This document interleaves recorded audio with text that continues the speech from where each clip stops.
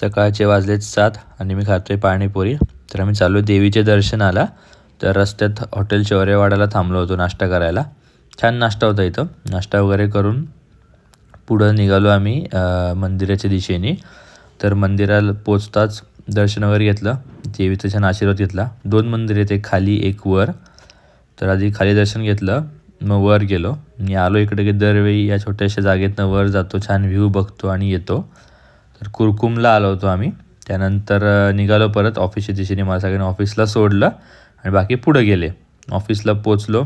आज lemon coriander soup होतं, soup पिलं.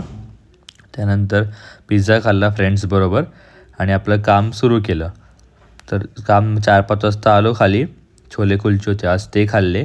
छोले कुलचे खाऊन परत काम केलं थोडं. त्यानंतर पाऊस पडत होता, पाऊस बघायला खाली आलो. पाऊस बघून झाला, काम संपूर्ण केलं, जेवण केलं आणि घरच्या दिशेने निघालो. भेटूया उद्या.